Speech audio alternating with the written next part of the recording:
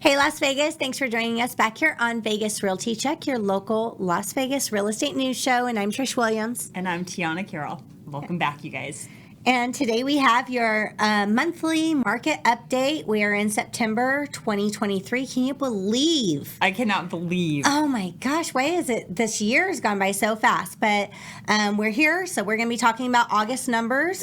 Before we do that, we're going to open with some current weekly inventory and some news. So, yeah, and we do this episode every month where we go over the previous month and their sales. So if you like the content or you want to keep on top of what's happening in the Las Vegas market, make sure that you like, share, and subscribe so that way you don't miss out anytime new content comes available. And we do the podcast in general every Thursday at 9:30.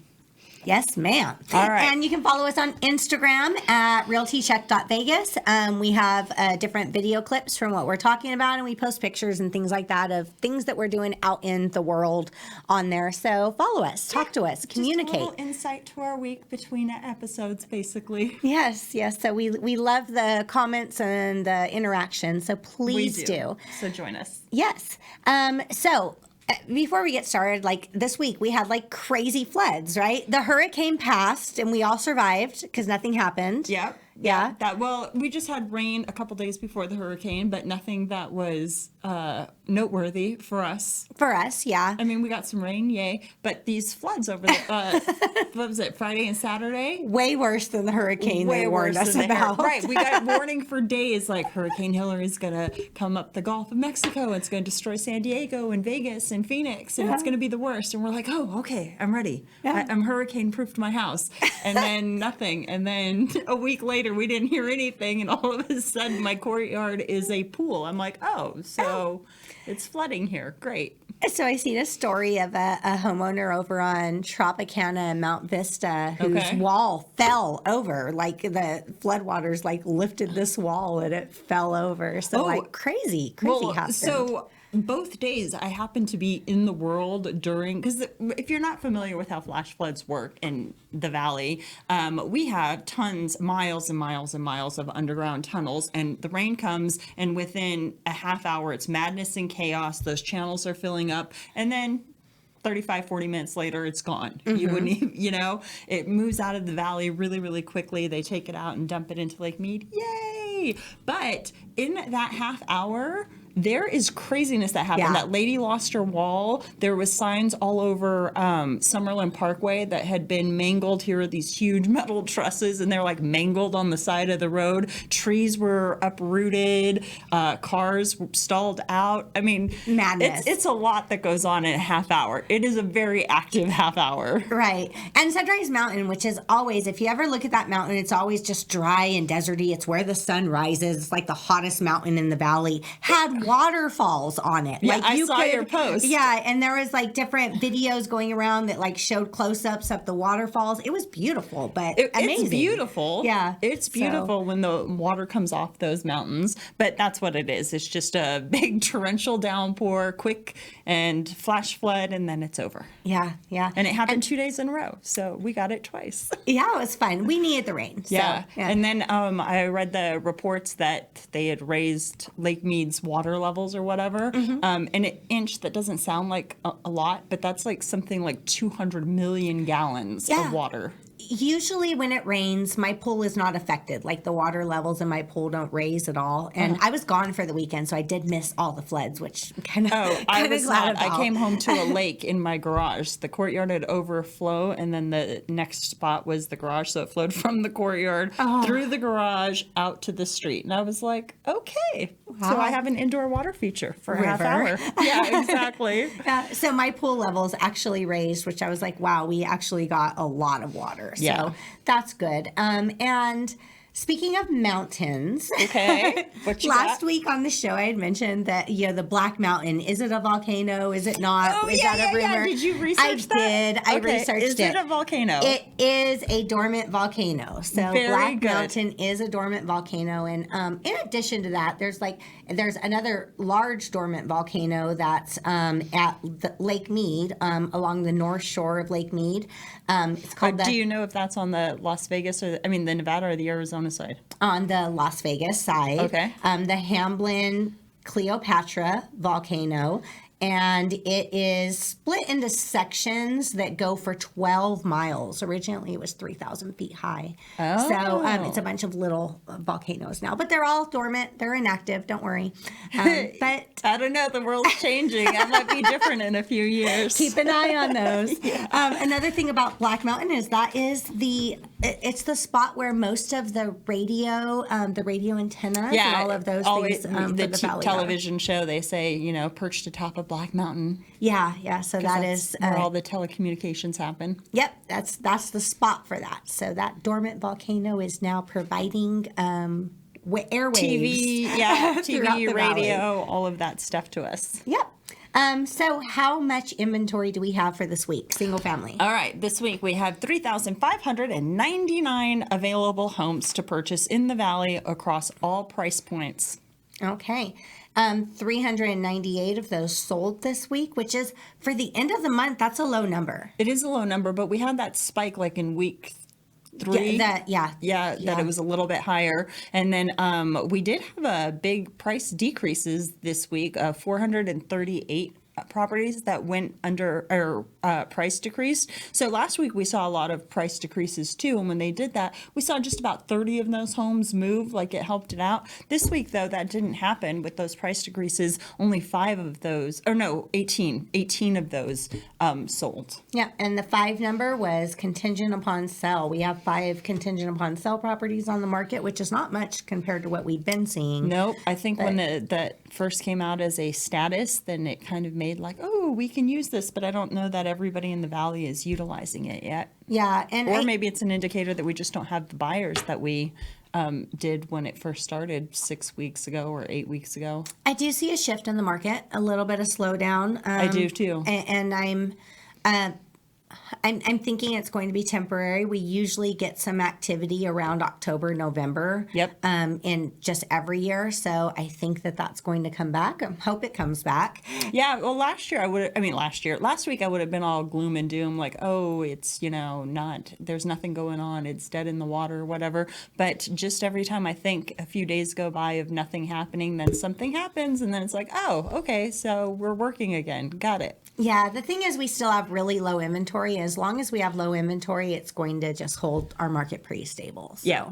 Yep. And that's really what's holding everything sort of at a plateau right now. Yeah. Prices aren't really increasing. Homes really are just trickling off the market and coming onto the market sort of the same rate. Yeah. Yeah. I mean, prices, I think that if they were to increase any more where we're at with the current rate environment, no one's going to be able to afford it. So. Yeah. And it's a lot of factors, right? It's that high rate. It's people not wanting to sell because they'd have to buy on a higher rate than what they're sitting on. We have a lot of equity in homes. Mm-hmm. So it's just slower. Yeah. It's just still happening, just slower. It's still happening, just at a slower rate. And we just... some of the buyers out there are crazy. These first-time buyers. Well, I'm going to say that's always a factor. It doesn't matter what market we're in. Some of them just, especially like the first-time home buyers, they don't have a realistic view of what buying their first house looks like. Right, and they're driven by fear. And just in this environment right now, with rates being high and all the news articles that are going into your head, some say the market's good, some say the market's bad. You don't know what to believe. And these buyers are going into contract on homes just like bizarre, crazy people. Like they're just like, oh no, this happened. The news said this, I'm canceling. Like it's just, there's a lot of crazy buyers out there right now. There's a lot of craziness that happens. I still don't think it's near as crazy as it was in like that 21, 22 pandemic rush. That was crazy. That was a different type of crazy, though. Those buyers were like, I'm going to buy it no matter what. The roof's gone. It's okay. It doesn't have a roof. I have $50,000 extra to give to them. Yeah, okay, they're like, how often does it really rain? Does it matter? No. Well, it rained twice here. No, 3 times because we did have the hurricane. Yeah, we had the hurricane. Funny. So, on our market stats, these are the August 2023. Oh, do you not have any headlines?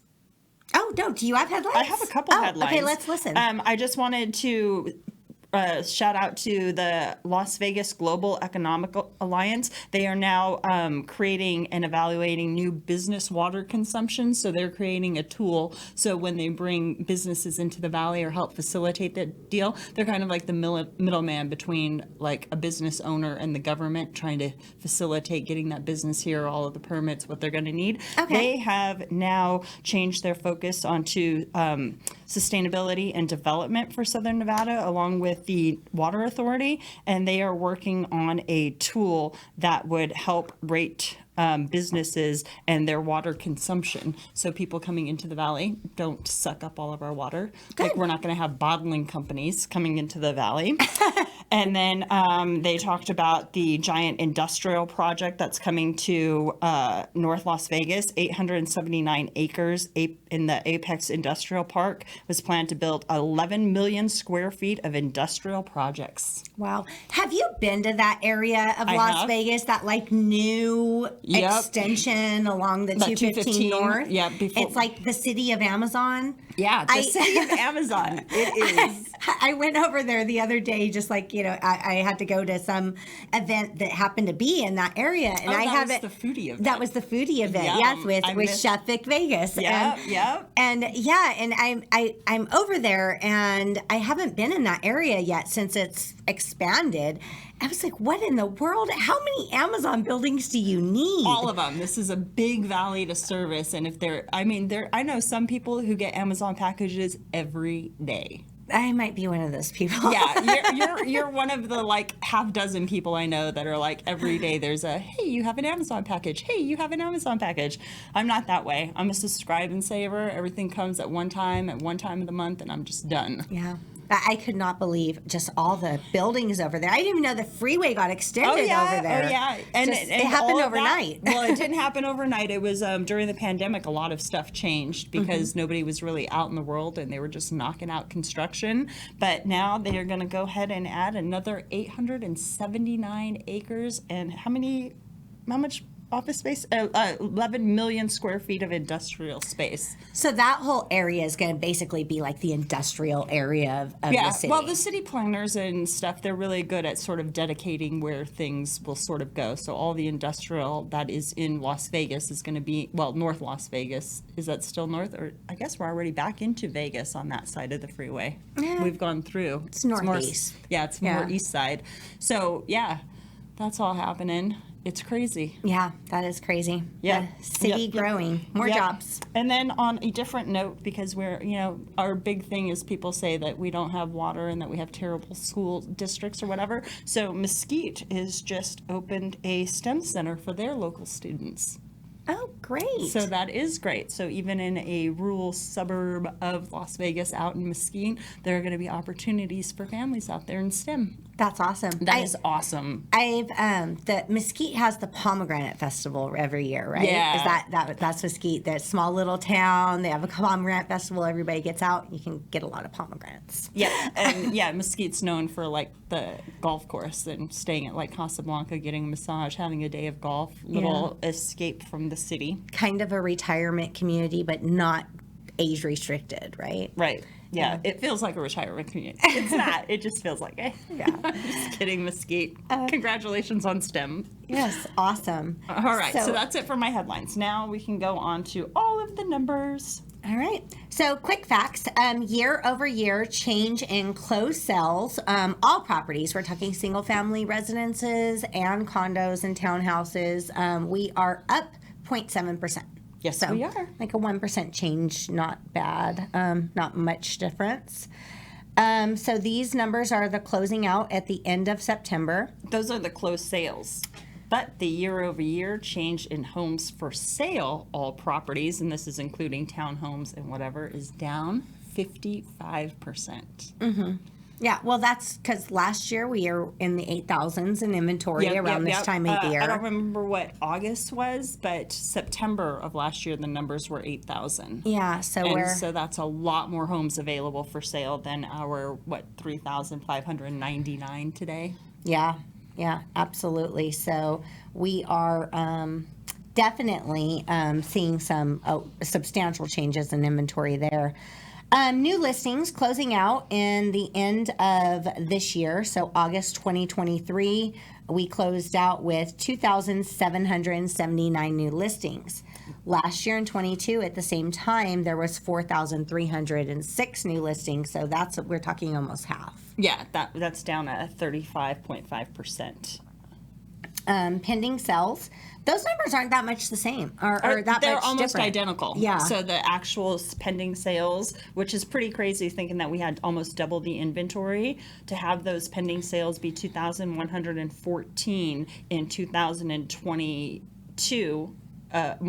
August of 2022, and then now in August of 2023, those numbers are 2,101 sales. The difference between the two markets, though, is August 2022 definitely was not a good market. Nope. And this year, we are in a much more stable market because we had 2,101 pending sales. And still 3,500 in inventory, or 35 somewhat in inventory there. So that is definitely a more healthy number of a better market this year than it was last year, which we all know, right? Yep. Yeah. So, which is good. I did like this statistic here where it talks about the year-to-date homes sold. So year-to-date in 22, at this point in the year, we're at 32,296 homes. And this year sold, we're only at 21,327 homes. Oh, those were new listings, right? Those are in the new listings. Uh-huh. Yep, the year-to-date. So, yeah, it's not apples for apples on how many closed sales we're going to have at the end of the year. Yeah, well, that's when down you 34%. look for when you look down at the sold ones year to date in 2022, and remember the beginning of 2022 was super busy, right? Yeah, but then it went to a halt. But year to date in 2022 was closed. August of 2022 actually sold was 21,132. That's incorporating all that big rush of buyers from the beginning of the year. So, and then the slowdown. And our year to date here, which we've been more stabilized, we've been kind of just going slow and steady. Yep. Yeah. Our year to date is 16,237. Now it's down 23%. Yeah, but it's not substantially different. So we're in a more healthy market. It'll be very interesting when we do the numbers from December and we have the whole year, because you're absolutely right. In 2022, that was a mad rush. The spring, summer, forget about it. They were flying off the shelves, and then it came to what felt like a halt. It wasn't a complete halt, but let's say fall to winter was super slow in comparison to spring and summer of 22. This year has been consistent, so we'll see if those numbers actually tick up and we close relatively close to what we closed in 22. Right. And then this year we have our closed sales. So far, we are this month of last month, August 2023. I know. Where are we? I can't wrap my we're head in around January, it. right? No, we're not in January anymore. No. So August was 2,027 closed sales, and then looking back the year before, that was at 2017. So, right. So 10 extra houses for a whopping plus 0.5%. Yes, but considering the inventory that was available at the time and available now, this is definitely, we're in a better spot now, just the same amount of sales. At that time, interest rates were jumping, and it was shocking everybody. Absolutely. Yep. Yeah. So. And then how are our days of the market Our looking? days on market look good. I mean, we're still chilling like under 35 days on market. So it's 31 days on market, which is up 24% from what they were the year before at this exact time. But that was only going from 25 days on market to 31 days on market where we're sitting now. Yeah, and 31 days on the market, when you have your home on the market in a month and it sells, still pretty happy. Yeah. And the majority sell within that 30 days. Some homes sit longer. Yeah. But for the most part, we still have a very active, fast-moving market. Right. Our median home price hasn't changed much, Nope. Despite, the year before with all the chaos and everything that had happened. Madness and with all the chaos. madness and chaos. So in 2022, that median sales price was $450,000 in September 2020 or August 2022, and now in August 2023, that median home price is $447,500. Yep. So we are still, right around the same price. For all practical purposes, 450,000. Yes. And average sales price. So that is basically how much, how much the homes that are the ones that are selling, like what the average price is that they're actually closing and selling for. So where are we at with that? So our average price is much higher than the median home price. That's for sure. 583,428 is the average price of a sale in Las Vegas, and that is up, believe it or not, 7.8% from this time last year, because this time last year the average sales price was just about $541,032. Yeah, and that's interesting that it's That is actually up from the year before. Well, because we had the market crash in between. Yeah, we had a 3-month market crash. Remember that? Yep. So now we've come back up, but no, our average sale price is more expensive now than it was this time last year. Yeah. Okay. Percent of list price versus the price received. So if you have your home, this is like if you have your home listed, what the average percentage that sellers are getting of that list price. This is where it comes into people offering lower, things like that. Yeah, so this is a good one for the buyers who say, I want to come in under list price. I want a good deal. I'm going to offer them $30,000 less than what that property is worth. Then it's going back to these numbers. Right. Then you come back and say, I think we better have a conversation of what we actually happens when we put a house for sale. What percentage of those homes that go for sale actually get that price that they ask for, Trish? Right. So 98.8% of the people are getting 98.8% of their asking price. Yep. So that means what they're asking for, they are getting time and time again. And believe it or not, that number is actually up almost an entire percent from last year at this time. Yeah. Well, last year at this time, like August, and I would say more September, October, people were taking lowball offers. Right. So back in August, September, October is when we're saying, this is your time to get a good deal, buy a house now. This is when we can lowball. This is when we can ask for closing costs. This is when we can come under market value, and that we're sort of at that cusp this time last year. Sky's the limit. Let's make an offer and see what happens. Let's make a deal. So people were ready to make a deal because they thought that we were downturning. They thought that we were going to continue dropping prices, and people that needed to sell were super motivated. Yep. And it was the last of the people who wanted to grab as much cash as possible, see what they could happen. Interest rates changed, the market changed, and they were just freaked out. Let's get out of this market. And we had the people, which, I feel bad for them because they, it's a gamble, right? When you're trying to call the market and predict what's going to happen, it's always gambling. When you go back to we don't have a crystal ball, we don't know what's going to happen tomorrow. So there was a lot of people, and I spoke with a lot of people that were selling to get their equity, cash out on their equity before the prices drop more, and then wait a year or two to buy again at lower prices. And here we are a year later, and the prices didn't really go lower. They kind of went higher. So that was smidge higher. Yeah, so that wasn't a good call. But that is, and that's the thing that I tell people when they talk about this stuff, it could work in your favor, absolutely, but it's always a gamble. You have to know you're gambling with that. Well, the clients that sort of listened to our advice and took our numbers from last year and used it as a roadmap to purchase last year are sitting pretty. Yeah. They got good deals. They got closing costs. They came in under market value, and their house has appreciated. Yeah. Yeah. So it can definitely go either way. And, trying to it happens. Trying to predict the market's always a risky one. Yeah. So housing affordability index. We're at 60%. Last year we were at 71. So that's actually dropped a little bit of affordability, and that's because of rates. 15.5%. Yeah, and that's just because the rates are so high right now. I mean, I'm looking at what the payments are for, even entry level homes. They're pretty steep. Yeah. But they're paying the same for rent. So it's not like the affordability is just on home ownership. The affordability is across the board. We're just in an inflated economy right now. And we are. Yeah. We are. But if you can have the option to purchase versus renting, that would be my recommendation always. Oh, well, yeah, long-term security. And can I just get back to inflation for a second? Because that brings me to something. Okay. No, here we go. But What you got? That just brings me to something that I just don't understand. So, like, they raised rates. I mean, I'm no economist, right? I'm a realtor. But Okay. they raised rates to curb inflation. To make, curb inflation, make inflation lower, make things more affordable, whatever. I know there's an economic, explanation for this that makes plenty of sense, and you guys are probably going to send it to me, but I'm just saying common sense here.